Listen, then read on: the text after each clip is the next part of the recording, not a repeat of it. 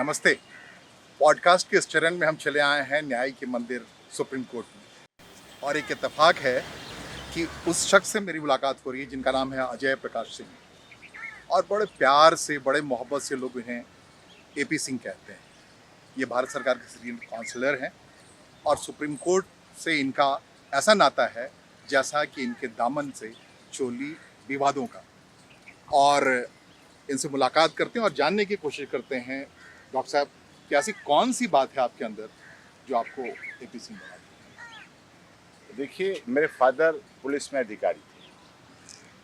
पहले मेरा बचपन में, क्योंकि आपने आज बहुत अलग तरह की बात पूछी है जो आज तक लोगों ने नहीं पूछी। सब ने केस की बातें की, बहस की बातें की, अपनी दलील की बातें की। पहले मेरे माता पिता मुझे देहरादून के सैनिक स्कूल में भर्ती करा दिया। अब माँ के साथ रहा, पिता के साथ रहा, वहाँ एडमिशन हो गया, शुरू कर दी स्टार्टिंग। और मुझे तो क्या, मेरा मन तो उस समय होता था पायलट बनने का। मैं देखता था जहाज उड़ते हुए, ये भी उड़ाना चाहिए, ऐसा करना चाहिए मन। लेकिन उधर से हटा के सैनिक स्कूल घोड़ा खाल में करा दिया भर्ती। अब मेरी माँ को, मैं तो चला गया रो पीट के, जैसे भी माता पिता से जाना होता है चले गए, अपने को वहाँ एडजस्ट कर लिया। लेकिन मेरी माँ को अच्छा नहीं लगा। मेरी माँ ने मेरे पिताजी से कह के वापस छुड़वा दिया कि नहीं, ये मेरे साथ रहेगा और यहीं पढ़ेगा जो कुछ पढ़ना है। फिर मैं अपने पढ़ने लगा, माँ के साथ पढ़ाने लगे। फिर मेरी पिताजी ने सोचा और चाहा कि नहीं, अभी देश को न्याय के लिए ज़रूरत है। मेरे पिताजी की बड़ी अच्छा थी और मेरी माता की भी अच्छा थी। मेरी माता ने बचपन में एक गीत गाती थी, डरे हुए को अभय दान दो, भूखे को अनाज का दान, प्यासे को जलदान करो, अपमानित को आदर सम्मान, ग्रह विहीन को दो ग्रहदान, शोक रहित को धीरज बंधाओ। इस तरह के पूजा के उनके 12 फूल थे, हम सुनते थे।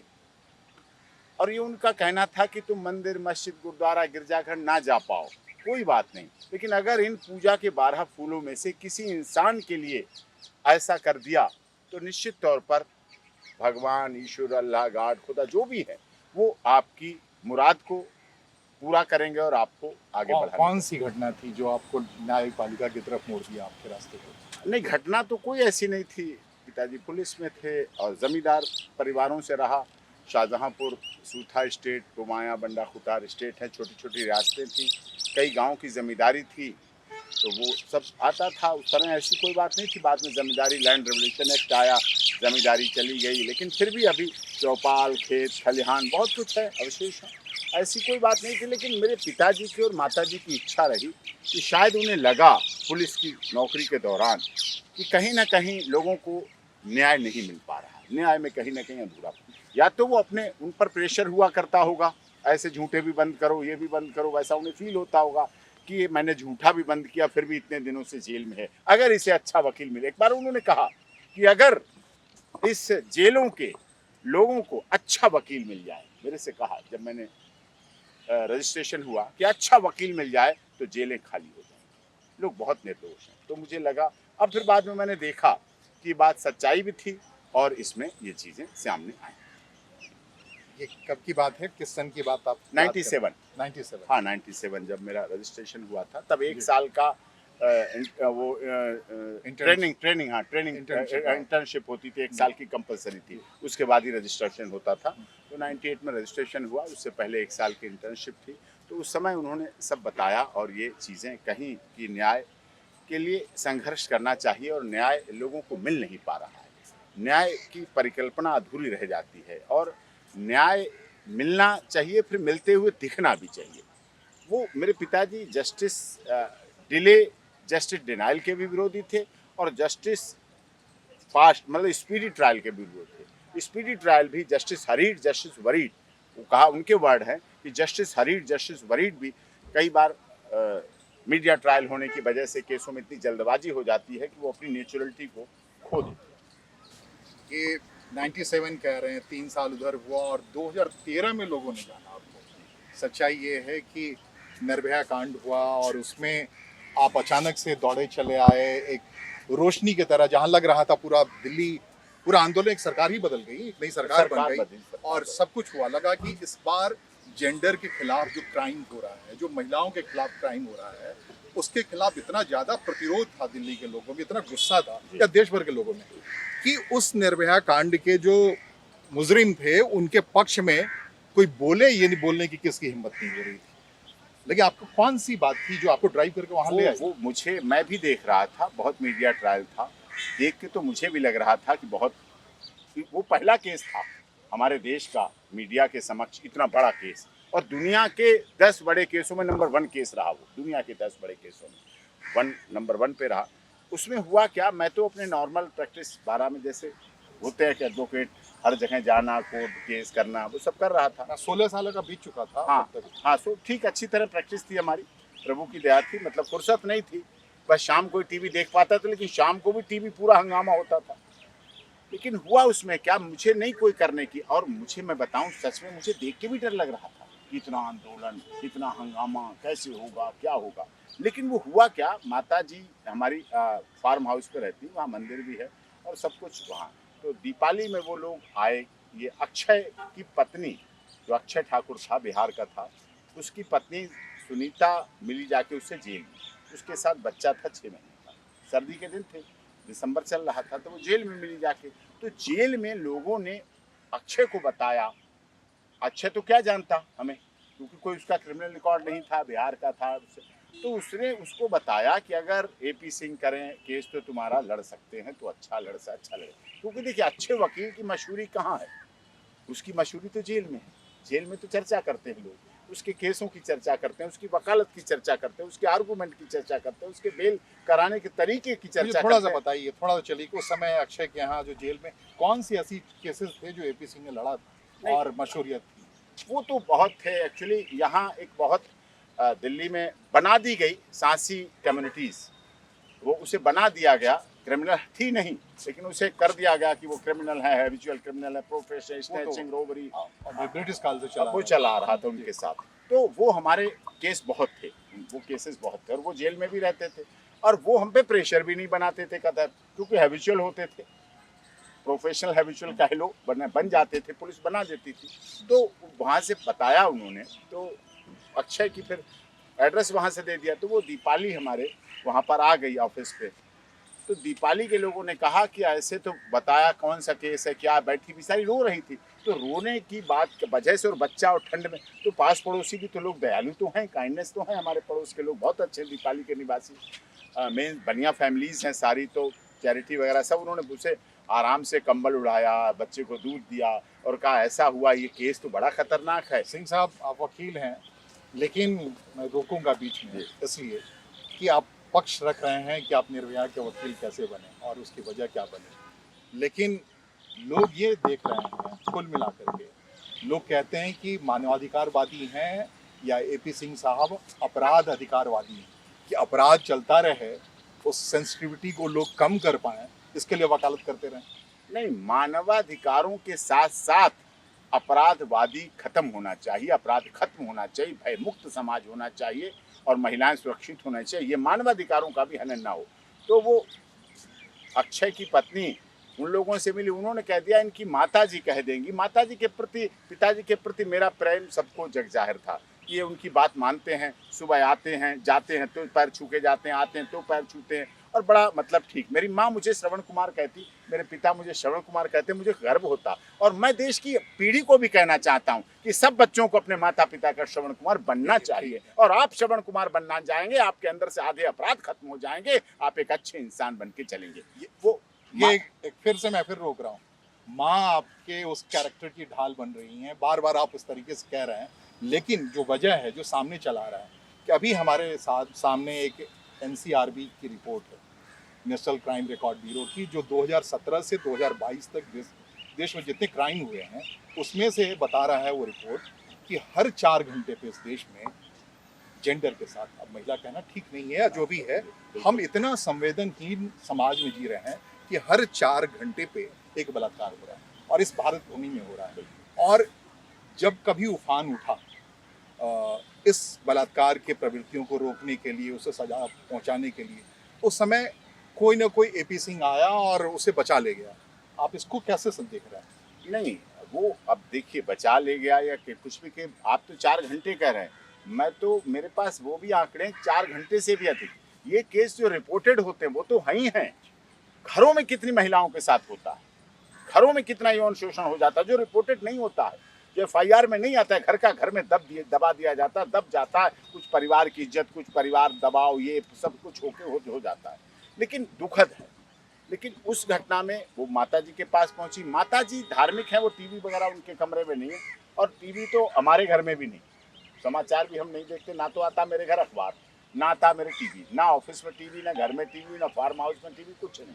टीवी तो ये पॉडकास्ट आपको देखना पड़ेगा। ब्रॉडकास्ट मैं देखूंगा और मैं बोल रहा हूँ, आप देख लीजिए। नहीं तो चीज़ें क्या थी, उन्होंने मुझसे, मैं आए, उन्होंने जूनियर थे, काम कर रहे थे, उन्होंने कहा आई है, इनका केस है, क्या करेंगे। उन्हें जूनियर को पता कि पहले माताजी वकालतनामा होगा, साइन हम दे देते हैं, तो वो कहीं जाके वकालतनामा ला के साइन करा के रखे। उन्होंने कहा ये आई है, ये महिला है, ऐसी है, ऐसे। पहले मैं समझा कोई और केस, तो बताया ये इसका पति है और वो है, कोई केस हो गया, बहुत टीवी पे चल रहा है, बहुत हा उल्ला मचा पड़ा है उसमें। देखना, मैंने हा उल्ला मचा पड़ा है देखा, मैंने कहा माता जी ये बड़ा विकट केस है। कहीं केस ही तो है ना, केस ही तो लड़ने कह रहा हूँ, इसको देखो। ये 6 महीने के बच्चे को लेके बिहार की महिला पहली बार यहाँ आई है, भटक रही है, इसका कोई ठिकाना नहीं, इसका पति जेल में है, और अभी अभी थोड़े दिन पहले इसकी शादी हुई और 6 महीने का बच्चा, पूरी लाइफ इसकी है। क्या करेगी, कहाँ जाएगी, इसकी तो करना पड़ेगा। मैंने कहा ठीक है, करना पड़ेगा। फिर मैं जेल मुलाकात की, वकालतनामा के बाद पेश हुआ, फिर वो सारा प्रोसेस। ये चरण था जब कैंडल मार्च चल रहा था। हाँ, कैंडल मार्च चल रहा था, बहुत बड़ा विरोध चल रहा था, बहुत बड़ा विरोध। उसमें आप निकल के हाँ, हमें सिक्योरिटी, डीसीपी साहब ने कहा नहीं आपकी सिक्योरिटी, और हम सिक्योरिटी दे रहे हैं, ये दे रहे हैं आपके लिए, ये है। आप जैसे प्रबुद्ध वरिष्ठ मीडिया चैनल्स ने भी कहा, जितना हमारा संपर्क था, उन्होंने कहा ये तो बहुत कठिन है, आपके लिए बड़ी मुश्किल। मैंने होगा, कोई बात नहीं। एक कविता मेरी माँ ने और सिखाई थी मुझे, सामने पहाड़ हो, सिंह की दहाड़ हो, तुम कभी डरो नहीं, तुम कभी झुको नहीं। वो उस दिन तो उन्होंने नहीं सुनाई, लेकिन पहले की मुझे याद थी। मैंने दिल में अपने जब विरोध देखा, जब विरोध प्रदर्शन देखा, और बाहर इस हंगामा हो रहा था देखना, एक तरह से निकलना दूभर था उस समय। उसकी परिस्थितियां सोचिए। और जब मैं फ्लैश हुआ, जब आप लोगों ने उसे चलाया, दिखाया, हमारे कितने परिवार के रिश्तेदार। जितना हम न्याय को समझते हाँ। हैं और न्याय के पालिका को समझते हैं, इसमें है कि आप कहीं भी हो, आपके लिए कोई ना कोई एमिकस क्यूरी आके खड़ा होना चाहिए, और कोई नहीं आ रहा तो सरकार अपनी ओर से देगी। लेकिन कभी कभी ऐसी अपराध को लेकर के इतनी ज्यादा घृणा हो जाती है, बिल्कुल, और इतना ज्यादा दिल टूट जाता है कि लगता है किसी साथ अगर कोई खड़ा हो रहा है उसी रो में, तो वो भी एक मुजरिम है। और वो भी तो ऐसी नौबत, अब निर्भया ही एक मामला है और उसके आगे भी बात करेंगे। ऐसी नौबत जब आती है तो आपको कैसे लगता है कि पूरी दुनिया आपके खिलाफ होने वाली है, एक घृणा आपके बारे में पनपने वाला है, तो आप चले आते हैं निकल के। और दुनिया की नहीं बात, हमारे रिश्ते में भी हमारी सगी भांजी फोन करके कहा, मामा ये केस मत लड़ो, ये ठीक नहीं है। मैंने कहा अगर इनमें से कोई तुम्हारे परिवार का होता तो तुम क्या कहती मुझे। फिर उसने तुरंत थोड़ी देर बाद कहा, मामा लड़ो, आप ठीक कर रहे हैं, मैं गलत थी, आप लड़ो। उसने कहा मुझसे। इसी दलील से बात आती है कि अभी लगातार कलकत्ता का एक केस है जिसमें कलकत्ता पूरा जल रहा था, सरकार बदलने की नौबत आ रही थी, जैसे तैसे ममता बनर्जी अपनी सरकार बचाई। मध्य प्रदेश से आर्मी के जवानों की, उसकी फैंसी के साथ सामूहिक बलात्कार की घटना हुई है। इनसेंसिटिविटी इस कदर बढ़ गया है।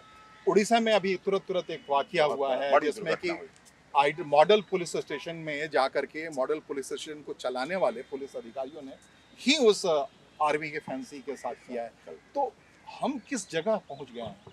तो हमारे समाज में आप ये जो बढ़ रहा है इनसेंसिटिविटी या क्रूरता या जो भी जेंडर के प्रति वायलेंस, इसको कैसे देखते? इसके पीछे हमारी सोच है। देखिए, उस फैंसी के प्रति, उस आरजीकर की बेटी के साथ, या उस निर्भया की, या जिसके 7 टुकड़े कर दिए गए, या जो साहवा डेयरी में 17 चाकुओं से लड़की काटी जा रही थी, मारी जा रही थी, बेटी थी, देश की बेटी थी। बाद में लोगों ने भी कहा देश की बेटी। लेकिन मैं मानता हूं हर जगह हर महिला के साथ, चाहे सुप्रीम कोर्ट हो, चाहे ट्रायल कोर्ट हो, चाहे कोई हो, हर महिला, हर बहन बेटी के साथ उस समय हर समय उसका पति, पिता, भाई, चाचा, ताऊ नहीं रह सकता। हम आधुनिकता दौड़ में हैं, और ना पुलिस हर समय उसको सुरक्षा दे सकती है, ना हर समय उसके साथ सीसीटीवी फुटेज घूम सकते हैं, ना हर समय पीसीआर घूम सकती है एक महिला के साथ। लेकिन जहां कहीं भी कोई बहन, कोई बेटी, कोई महिला, कोई माता, कोई चाची, कोई भी है, महिला के रूप में, वहां कोई ना कोई पुरुष होता है,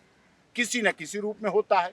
तो वो पुरुष बिना वर्दीधारी पुलिस वाला बन सकता है, वो पुरुष उस बहन बेटी का भाई बन सकता है, वो पुरुष उस महिला का पिता बन सकता है, वो पुरुष उस बेटी का चाचा ताऊ बन सकता है, मामा बन सकता है। अगर उसकी अपनी बेटी होती, अगर उसकी अपनी महिला होती तो वो क्या करता। लेकिन ये समाज में बदलाव की जरूरत, ये सोच की जरूरत है, ये परिवर्तन की जरूरत है। जब आप ऐसा परिवर्तन करेंगे, जब ऐसा बड़ा परिवर्तन लेकर के आप चलेंगे, तो निश्चित तौर पर आपको हर बेटी बहन बेटी सुरक्षित हो जाएगी। दूसरा आपके लिए सबसे बड़ा, आजकल सोशल मीडिया का माध्यम है। सोशल मीडिया कुछ दिनों से देखा गया सोशल मीडिया बनता जा रहा है। उस पर न्यूड फिल्में, पोर्न साइट की इतनी बहुतायत देखना, चाहे निर्भया रहा उसमें भी थी, चाहे आरजीकर हॉस्पिटल वाला के उसमें भी थी, चाहे सहवा डेयरी का रहा उसमें भी थी। युवक को दिग्भ्रमित करने का, एक युवा है, हाथरस वाला केस हाथरस, जो आपने हाथरस मैंने लड़ा, उसमें भी आपको ऐसे ही थू समाज से झेलना पड़ा और बाकी और बाइज्जत बरी कराया, और 3 मुलजिम हाथरस में बाइज्जत बरी कराए अलीगढ़ के ट्रायल कोर्ट से, बाइज्जत बरी 3 मुलजिम। जो मैं कह रहा था कि 3 मुलजिम निर्दोष हैं और उस केस में सीबीआई जांच हुई, स्पेशल फास्ट ट्रैक कोर्ट चली और अलीगढ़ की लंदन ट्रायल कोर्ट ने तीनों को बाइज्जत बरी। जो मैं कह रहा था, आप लोग बाइज्जत बरी को नहीं दिखाते हैं, आप उस समय दिखाते हैं जब राहुल जी वहां पहुंच रहे होते हैं, जब प्रियंका जी पहुंच रही होती है, जब राजनेता पहुंच रहे होते हैं, उस समय नहीं दिखाते हैं, राजनीति मोड़ पे ले जाओ, उस समय नहीं दिखाते। लेकिन मैं ये कह रहा हूँ कि अजय प्रकाश जी की चेतना उस वक्त क्या कर रही होती है, जब प्रोफेशनलिज्म छोड़ दीजिए, उस वक्त क्या कर रही होती है जब अचानक से ऐसी कोई घटना होती है और वो घटना करने वाला व्यक्ति आता है, मुजरिम आता है और कहता है भैया बचा लो। देखिए, हमारे ऑफिस में जो कोई आता है, मैं उसे न्याय का मंदिर कहता हूँ।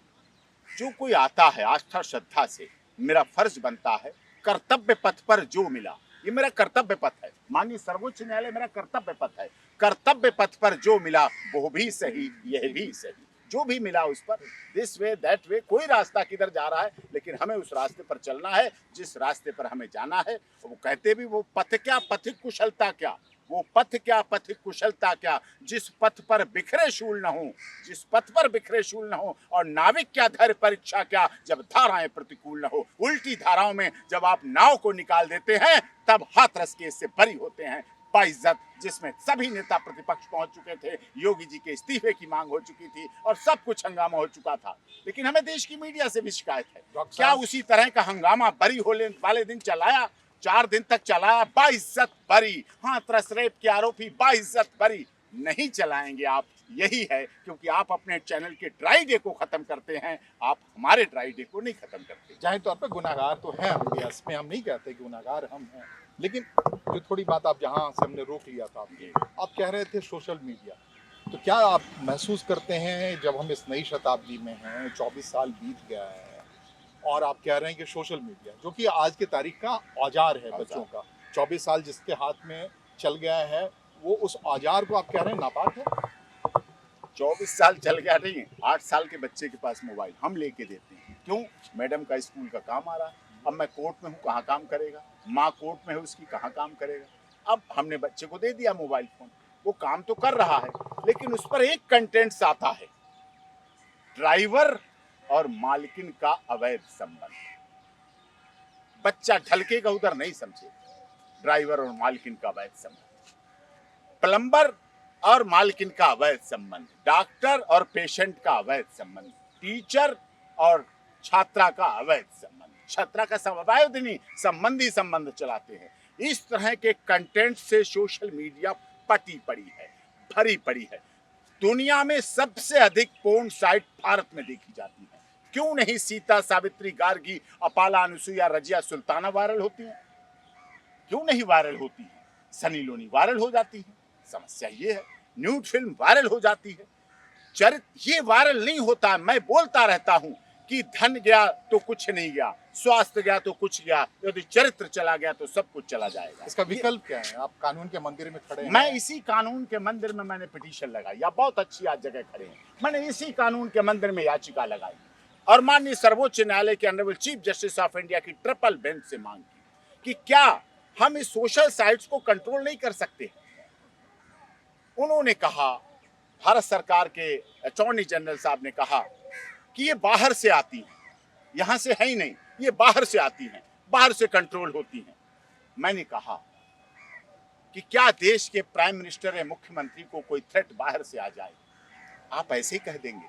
नहीं कह देंगे, आप उसे खींच के लाके जेल में भेजेंगे, नहीं करेंगे। लेकिन ये देश के बच्चे बर्बाद हो रहे हैं, हमारी बहनें बर्बाद हो रहे हैं, हमारे बच्चे। देखिए, बलात्कार और पीड़ित दो पक्ष हो जाते हैं।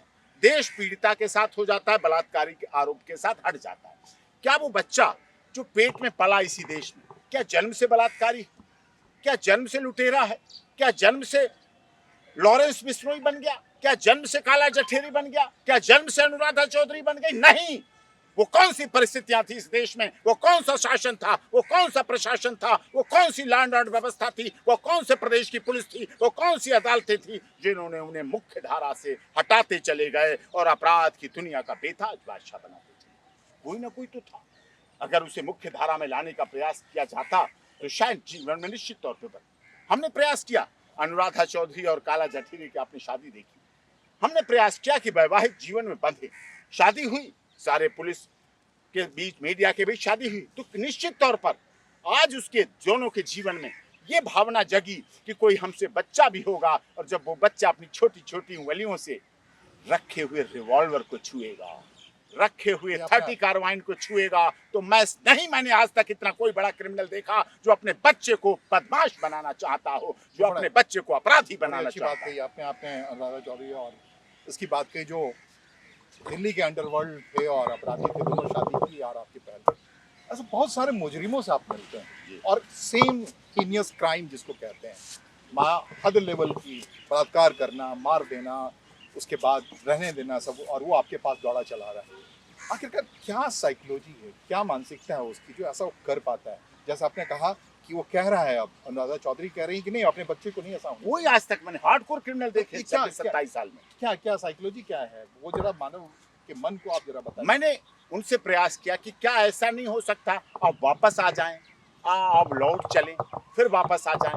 देखिए, माननीय अर्जुन सिंह जी मुख्यमंत्री रहे मध्य प्रदेश के, उन्होंने मध्य प्रदेश के भिंड मुरैना के कितने लोगों को, अभी माननीय अमित शाह जी गृह मंत्री के रूप में मणिपुर गए, कितने लोगों को हथियार डाल के मुख्य धारा में लाने का प्रयास किया। माननीय राजनाथ सिंह जी चाहे गृह मंत्री रहे चाहे रक्षा मंत्री, दोनों टर्म्स में लगातार जम्मू कश्मीर से लोगों को वापस लाने के प्रयास किया, और उनकी इतनी प्रशंसा होती है। आप आत्मसमर्पण करने वालों की बात कर रहे हैं, मैं उस साइकोलॉजी की बात कर रहा हूँ जो मानव मन में आ रहा है इस क्राइम को करते वक्त। ऐसा क्या है, कौन सी चीजें जो ड्राइव करती हैं?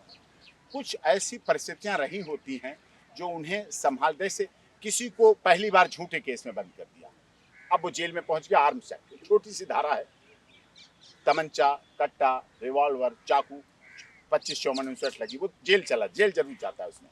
अब जेल गया, उसके अंदर से जेल का भय समाप्त हो गया, जेल पहुंचा, अरे वाह, हथकड़ी खुल के जैसे वो जेल के अंदर आया, वाह, ये तो वही आसमान है जो हमारे लिए वहां था, यही आसमान है, यही सब कुछ है, यही व्यवस्था है।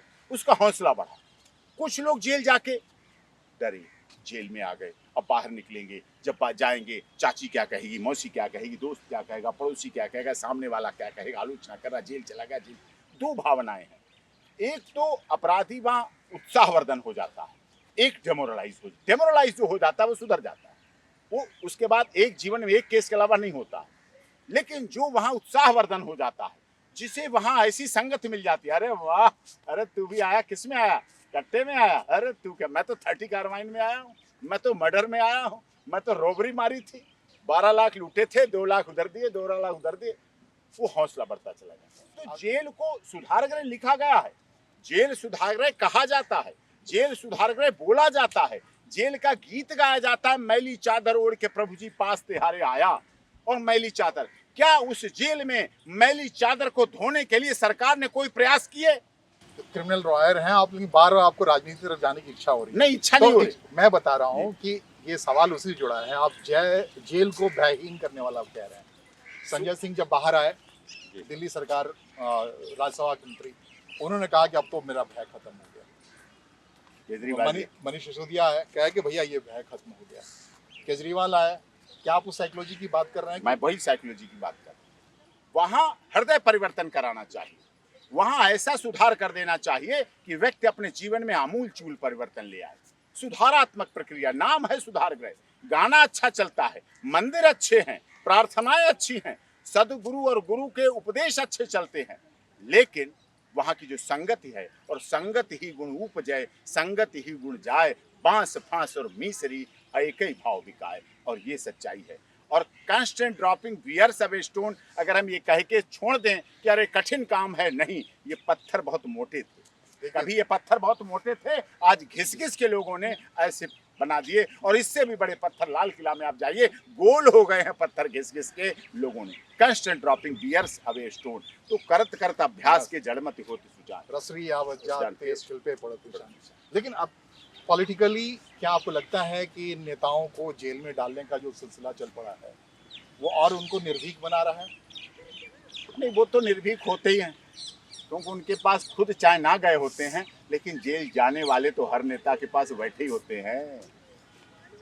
अपराधियों को बड़ा अपराधी बनाने में सबसे बड़ा, मैं बड़ी बेबाक बात करता हूँ और इसीलिए जाना जाता हूँ, और आपके चैनल पे भी, आपका चैनल पूरी दुनिया में देखा जाता है, आप पूरी दुनिया के बहुत अच्छे बौद्धिक चैनल के रूप में आप वरिष्ठ पत्रकार हैं देश के, आपको लोग सुनते हैं, देखते हैं, इसलिए मैं गर्व के साथ कह सकता हूँ, अपराधियों को अधिक अपराधी, बड़ा अपराधी बनाने में इस देश के राजनेताओं का बड़ा हाथ है। वो शेल्टर देते हैं।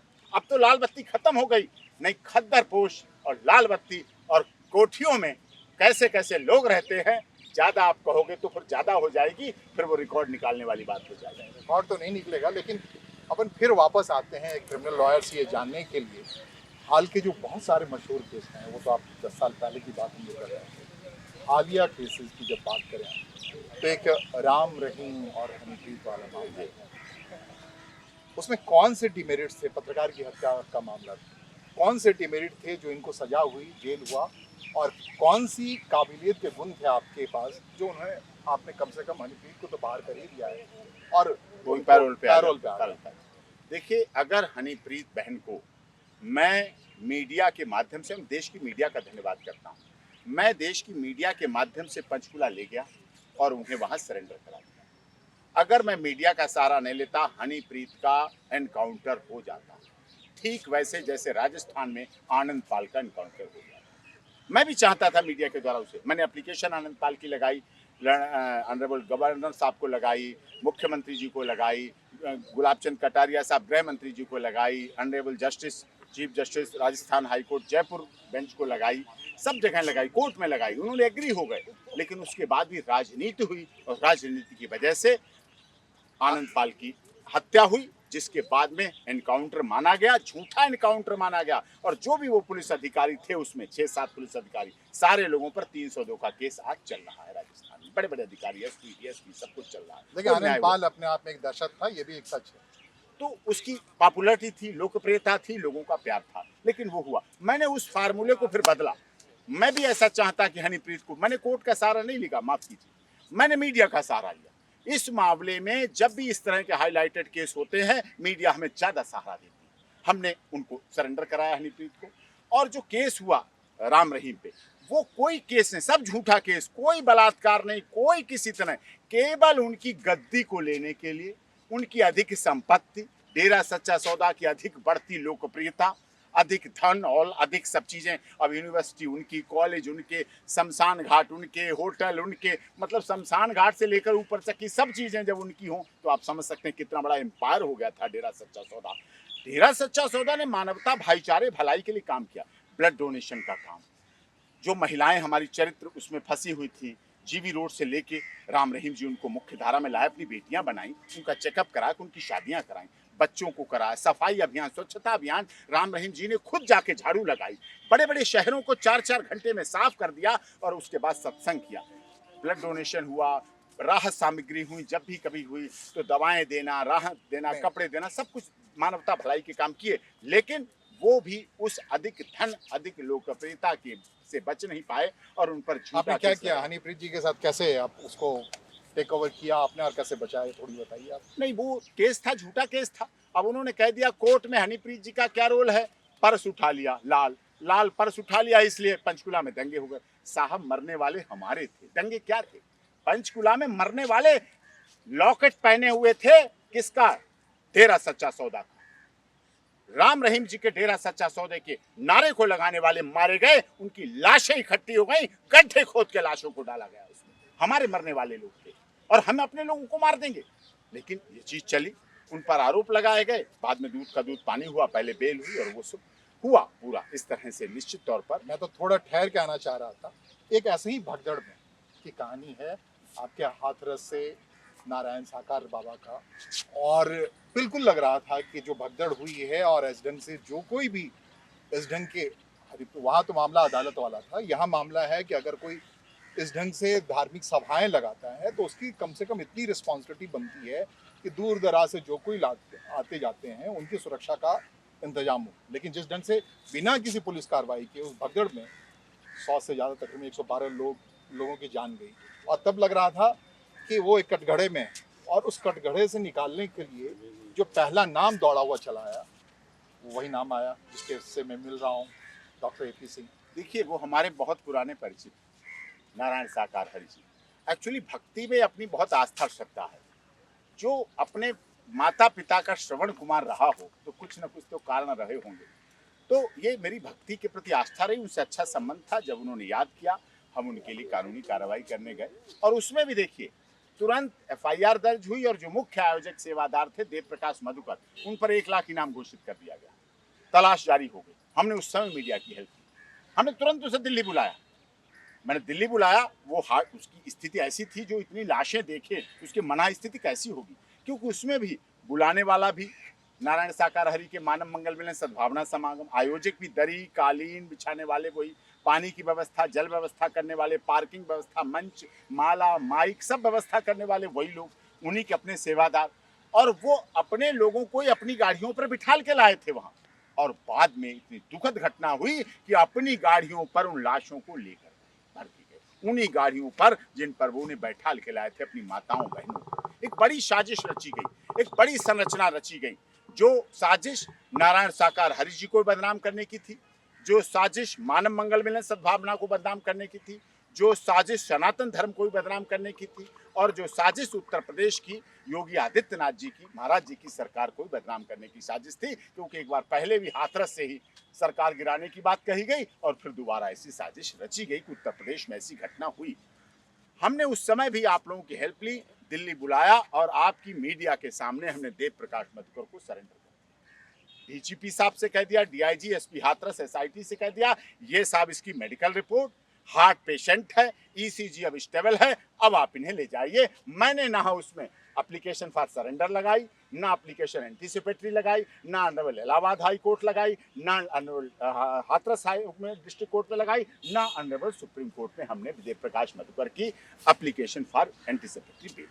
हम इन्वेस्टिगेशन में भाग लेते हैं, हम चाहते हैं दूध का दूध पानी का पानी होना चाहिए, और वो हुआ, और उसे सीधे लिया गया। ना उन्होंने PC रिमांड लिया, ना कुछ, सीधे जेल भेजा, और जेल के बाद बेल का प्रोसेस शुरू हो गया। कुछ लोगों की बेल उसमें शुरू हो गई, बेल हो रही। देखिए, मानवता के नाते अगर देखें और उन लाशों के ढेर को देखें, जो कुछ हरियाणा में हुआ राम रहीम के भगदड़ में, या फिर जाकर के आपके हाथरस में वहाँ हुआ, तो हिल जाता है। आखिर बताइए AP सिंह साहब कौन सा अच्छा काम किए जो आप जा रहे हैं उनके पास, और वो तो ऐसे लोगों को बचाने का काम कर रहे हैं जो मानवता को डीलिंग कर रहे हैं और उससे सेंसिटिविटी को ख़त्म कर रहे हैं। एक बार अगर वो बच जाएगा तो आखिरकार, जैसे हाथरस, मैं नहीं कहता अब वो रिहा हो गए हैं तो ऐसा नहीं कहता, लेकिन उनके हीनियस क्राइम को जिस ढंग से पुलिस ने प्रचारित किया था, वैसा हीनियस क्राइम करने वाला अगर बच जाता है तो फिर समाज को लगता है कि आखिरकार कुछ नहीं हो सकता। देखिए, पुलिस पूरी अच्छी तरह काम नहीं कर पाती।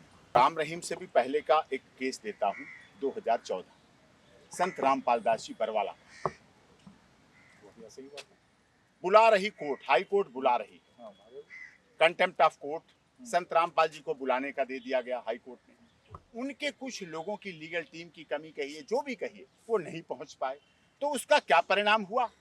क्या परिणाम हुआ कि बरवाला को छावनी बना दिया। कितने लोगों की वहां मौतें हुई, 950 लोगों पर देशद्रोह का केस लगा, 14 लोग उसमें नेपाल के बच्चे, नेपाल के बच्चों पर। मैंने कोर्ट में कहा, जब केस अपना ओपन किया, मैंने कहा देशद्रोह किस पर लगता है सर? कि जो देश का नागरिक और देश के विरोधकार कर रहा। मैंने कहा 14 लोग तो देश के नागरिक ही नहीं है, तो नेपाल के आए थे, गेस्ट थे, आए थे। हमारा तो नेपाल का रोटी बेटी का नाता रहा है, सीता माता हमारी नेपाल से आई हैं, हमको तो आए थे गेस्ट, और उन पे यहाँ जेल में भेज दिया गया। उन्होंने कहा निकालो निकालो निकालो लिस्ट निकालो, लेकिन इस काम को होने में 4 महीने बीत गए थे। चार्जशीट फाइल होने के बाद ही तो मैं कह पाया। मतलब लोग आपको जानते हैं कि मरा हुआ केस भी अगर एपी सिंह के हाथ में आए तो जिंदा हो जाता है और उसे निकाल लेते हैं, यही वजह है। और भी बहुत सारे, जब मैं आ रहा उसमें भी था संत रामपाल दास ने भी मानवता, भाईचारा, भलाई, दहेज रहित शादियां और सत्यता से काम किया, सदाचार पे काम किया, मानवता भाईचारे के काम किया। लेकिन पुलिस ने, हरियाणा पुलिस ने उनके साथ अच्छा व्यवहार नहीं किया, उनके मानवता भाईचारे को अलग हटाकर और उन पर झूठे केसों की लाइन लगाई। 7 केस तो मैं खुद बाइज्जत बरी करा चुका हूँ, लेकिन बाइज्जत बरी के प्रोसेस में कितना हरेसमेंट होता है। एक बहुत बड़े वकील थे यहाँ पर जो कि कहते थे कि ये मेरा लास्ट केस है, अब दुनिया में है नहीं, नाम लूँ तो बहुत बढ़िया है, राम जेठमलानी साहब, उनके यहाँ लिखा रहता था मैं कोई केस नहीं लेता। तो इसका मतलब वो वही केस लेते थे सेलेक्टिवली जिसकी कहीं आस नहीं होती थी। तो उसमें आप हैं कि मरे हुए केस भी आप ले लेते हैं। जब हम बात कर रहे थे, यहाँ आने की बात कर रहे थे, एक और बहुत महत्वपूर्ण केस है। केंद्र सरकार में गृह मंत्री रहे वो, वाजपेयी सरकार में गृह मंत्री थे, स्वामी चिन्मयानंद थे। उन पर ही इस ढंग के आरोप लगे और बहुत गंभीर आरोप लगे, और लगा कि सिस्टम कुछ काम नहीं कर रहा। शायद आपकी मदद उन्होंने ली। जी देखिए, शाहजहांपुर मेरा गृह जनपद है। मेरे पिताजी के और माननीय स्वामी चिन्मयानंद जी के बहुत अच्छे संबंध हैं। मैं भी एक बार मुमुक्षु आश्रम का छात्र रहा, जो उनका छात्र नहीं। उसके पीछे क्या थी? उसके पीछे भी राजनीति का शिकार है। स्वामी चिन्मयानंद जी का कोई अपराध नहीं, केवल राजनीति का शिकार। और अगर उन पर आज केस नहीं लगता उस समय, तो वो इस किसी प्रदेश के महामहिम गवर्नर होते। उनकी फाइल को रुकवाने के लिए, और मुमुक्षु विश्वविद्यालय था, मुझे मुमुक्षु डिग्री कॉलेज था, मुमुक्षु लॉ कॉलेज था, उसको यूनिवर्सिटी बनाने के लिए वो बहुत प्रयासरत थे। एक महिला तैयार हुई, यहाँ कैमरा लगाया, यहाँ चश्मे में, और उनके शरीर में दर्द रहता था, उम्र दराज थे, उम्र में होता। उनके शरीर की मालिश करने की खूब अच्छी वीडियो बनाई, और वीडियो बना के वायरल करने के नाम पर उनसे धन उगाही की शुरू की। वो कहाँ से धन देते? वो तो तपे तपाए संत स्वामी चिन्मयानंद थे। राम जन्मभूमि मुक्ति आंदोलन में रहे, 3 बार सांसद रहे, गृह मंत्री रहे वाजपेयी जी की सरकार में, और बहुत सुलझे हुए व्यक्ति थे। मुमुक्षु आश्रम हरिद्वार, मुमुक्षु आश्रम ऋषिकेश, सब जगह उनका है, पूरा चल रहा है। तो उनको इस तरह से फंसाया गया, और इस माननीय सर्वोच्च न्यायालय ने उस केस की सुनवाई, मैं था उसमें। और बाद में क्या हुआ, जिन्होंने षड्यंत्र रचा, जो महिला, जो उसके साथ लड़के थे, जो एक्सटोरेशन कर रहे थे, उनके खिलाफ एक्सटोरेशन की FIR दर्ज हुई, बरामदगी हुई, और वो सब जेल गए, और स्वामी चिन्मयानंद जी बाहर आए, और झूठा केस साबित हुआ, और राजनेताओं का पर्दाफाश हुआ। लोगों को सिर्फ इस बात से जलन थी कि स्वामी चिन्मयानंद जी के यहाँ योगी आदित्यनाथ जी क्यों पहुंचते हैं, जब मोदी जी प्रधानमंत्री नहीं थे तब क्यों पहुंचते थे, अटल बिहारी वाजपेयी जी क्यों उनके आश्रम पहुंच। लोगों की इस बात से भी इस देश में लोग अपने सुख से सुखी, दुख से दुखी, अपने दुख से दुखी नहीं है, दूसरा क्यों सुखी है उससे लोग ज्यादा दुखी। सिंह साहब, डॉक्टर साहब, मैं कहूँ कि मुझे भी लोग कहेंगे आलोक तुमने उस व्यक्ति के बचाव में क्यों खड़ा होने का काम किया, उसको क्यों स्टेज दे रहे हो, कि इतने सारे जो एक दूसरे पहलू हैं अपराध के जिसमें समाज को बचाना चाहिए, उसको आप स्टेज दे रहे हो और बता रहे हो कि वो बताएं उन तमाम केसों को जो कि अपने तरीके से बाहर है। कि एक और सवाल उससे पहले, कि आप पैसे के लिए चुनाव ये केस लेते हैं या शोहरत के लिए? नहीं, शोहरत के लिए मुझे कोई आवश्यकता नहीं है। शोहरत तो आप लोगों के माध्यम से इतनी बहुत है, दुनिया के टॉप 10 वकीलों में नाम, और भारत सरकार विश्वास करती है, सब कुछ है, मुझे उसकी शोहरत की बात नहीं है। बहुत बहुत धन्यवाद सिंह साहब, आनंद आ गया सच में, आपकी बातों को लोग समझ पाए। लेकिन एक कर्तव्य पथ है जिसके दायरे में वो अपना काम किया करते हैं। बहुत बहुत धन्यवाद।